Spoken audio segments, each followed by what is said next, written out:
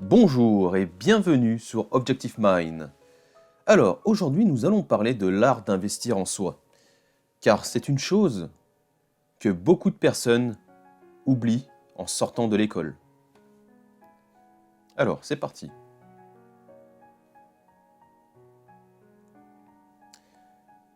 Pourquoi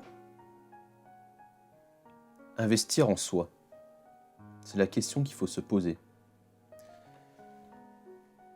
En numéro 1, et c'est une évidence, c'est pour augmenter vos compétences.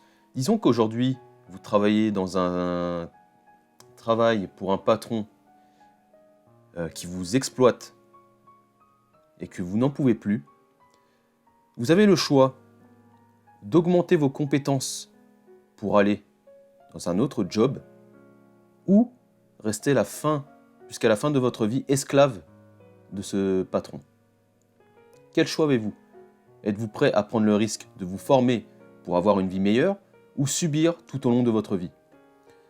Alors moi je vais vous le dire une chose, c'est vaut mieux avoir plusieurs cordes à son arc qu'une seule qui au bout d'un moment va péter. C'est pour cela que tout au long de votre vie, vous devez augmenter vos compétences, apprendre des choses, toutes sortes de choses, même si cela ne va pas vous servir, mais au moins vous savez que vous possédez ces compétences. Aujourd'hui, il y a beaucoup de formations en ligne. Bon, évidemment, je vais vous répéter ce que tout le monde dit, oui, mais c'est des conneries. Ce n'est pas des conneries. Pourquoi perdre votre temps à étudier pendant 35 ans quelque chose, alors que cette personne-ci a étudié déjà pendant 35 ans, et pour une rémunération, vous donne toute son expérience. Vous gagnez 35 ans en un an. Je pense que vous avez déjà vu, vous voyez déjà ce que cela va vous apporter, du temps. Donc, pensez autrement pour augmenter vos compétences. Après, forcément oui, dans tout, il y a des charlatans. Mais pensez pas comme ça, parce que sinon vous passerez jamais à l'action. Regardez un peu ce que la personne fait, regardez si si ce qu'elle dit est cohérent avec ce qu'elle vous montre. C'est tout. Après, vous avez aussi les expériences clients. Mais attention aux expériences clients, parce que généralement, ceux qui laissent des commentaires, c'est ceux qui ne sont jamais satisfaits. Mais tous ceux qui sont satisfaits, on ne les voit pas les commentaires. Donc faites attention à cela. Alors comme je vous disais, ne pas rester esclave d'un seul emploi. Si vous avez des compétences, si aujourd'hui vous travaillez dans un travail qui vous énerve et que vous ne supportez plus, qui est harassant au fil des jours, ben vous vous en foutez, vous avez les compétences. Vous allez dans un autre emploi et c'est fait. Vous êtes tranquille. Que vous soyez marié, vous ayez des enfants, peu importe, vous avez les compétences. Donc évidemment, avant de quitter votre emploi, allez déjà valider l'autre. Ce sera mieux pour vous. Vous pouvez prendre des congés sans solde, ou prendre des vacances, et pendant ces vacances, bah, vous allez rechercher un nouvel emploi. Voilà.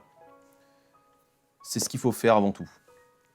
Et donc, disons qu'aujourd'hui, vous voulez devenir entrepreneur, vous voulez investir dans l'immobilier, enfin, dans n'importe quoi.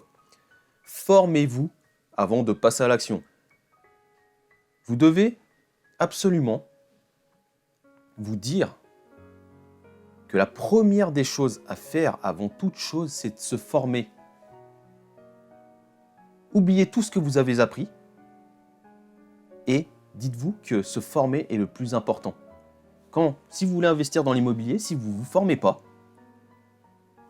eh ben, qu'est-ce qui va se passer? Ben, ça risque d'être catastrophique. Tout simplement parce que vous allez faire trop d'erreurs, des erreurs que en fait, vous aurez pu éviter. Et les erreurs dans l'investissement, ça coûte cher, très cher. Vous pouvez être endetté à vie et ne jamais vous en sortir. Vous voyez pourquoi il faut se former.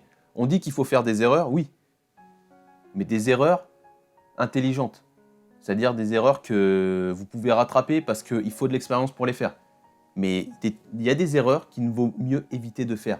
Donc, quand vous faites quelque chose, formez-vous avant de passer à l'action. Et donc, nous arrivons à la fin sur cette citation. La colère ou la jalousie vous aveugleront. La connaissance permet aux gens de voir, La colère et l'ignorance provoquent la cécité.